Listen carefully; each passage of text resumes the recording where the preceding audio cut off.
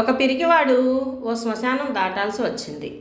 ఎవరన్నా వచ్చే వరకు కొంచెం సేపు ఆగి కొంచెం దూరంలో ఎవరో వస్తుంటే అతనితో కలిసి ధైర్యంగా శ్మశానం దాటేశాడు. ఇంతకీ ఆ రెండో వ్యక్తి కూడా వీడికన్నా పిరికివాడట. కానీ కేవలం వాడికి వీడికి వాడు తోడున్నారు అనే ఒకే ఒక్క భరోసా వాళ్ళని శ్మశానం దాటేలా చేసింది. నిజ జీవితంలో కూడా మనిషికి కావాల్సింది అలాంటి భరోసానే. నేనున్నాను అనే భరోసా ఒక మాట సాయం ఏమీ కాదు. నేనున్నా అనే చిన్న మాట చెప్పి చూడండి, మనిషికి ఎంత బలం వస్తుందో. ఆ బలంతో ఆ మనిషి ఏదైనా చేయగలడు. ఓసారి ఒక ఆయన తన కారులో ఓ గ్రామానికి వెళ్తుంటే కారు దారిలో ఓ బురద గుంటలో దిగబడిపోయిందట. సాయం కోసం చూస్తూ ఉంటే ఒక రైతు కనపడ్డాడట. పరిస్థితి చూసిన రైతు, ఉండండి, నా ఎద్దుతో కారును బయటికి లాగుదాం అని దగ్గరలోని తన పొలంలోంచి తన ముసలి ఎద్దును తోలుకొచ్చాడట. దాన్ని చూస్తూనే ఆ పెద్ద మనిషి నిరాశతో ఉసూర్మన్నాడట. రైతు ఎద్దుని కారు ముందు తాడుతో కట్టి, ఒరేయ్ రాజా, అంజి, నంది, ఏంట్రా ఆలోచిస్తున్నారు? తిన్నదంతా ఏమైంది?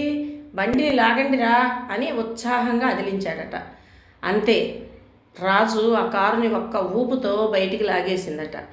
పెద్ద ఆయన ఆశ్చర్యంతో, సార్, ఉన్నది ఒక ఎద్దే కదా, మీరేంటి అన్ని ఎడ్లు ఉన్నట్టు అదిలించారు అన్నాడట.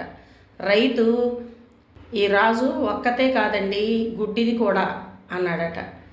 అయితే తను కాక ఇంకా చాలా ఎడ్లున్నాయనే ధైర్యంతో తన బలాన్నంతా పెట్టింది. అంతే, పూర్తి నమ్మకంతో చేస్తే ఎంత కష్టమైన పనైనా తేలిగ్గా చేయొచ్చు అన్నాడట. రైతు తెలివికి సమయస్ఫూర్తికి ఆ నగరవాసి తలమునకలయ్యాడట. పూర్వం 10 మంది పిల్లల్ని కని కూడా ఎంతో ధైర్యంతో పెంచి పోషించేవారంటే ధైర్యమే కారణం. ఉమ్మడి కుటుంబాలలో మేమున్నాం అనే భరోసా కారణం. కానీ ఈ రోజుల్లో ఒక్క పిల్లోడో చాలరా దేవుడు అనుకోవడానికి కారణం మేమున్నాం చూసుకోవటానికి అనే భరోసా ఇచ్చే మనుషులు, బంధువులు మన చుట్టూ లేకపోవటమే కారణం. కష్టంలో మనిషికి నేనున్నా అనే భరోసా ఇవ్వండి. అది కుదరకపోతే కనీసం ఒక మాట సాయమైనా చేయండి. ఎందుకంటే మనిషికి మనిషే భరోసా కాబట్టి. మన సర్వే జనా సుఖినో భవంతు, లోకా సమస్తా సుఖినో భవంతు.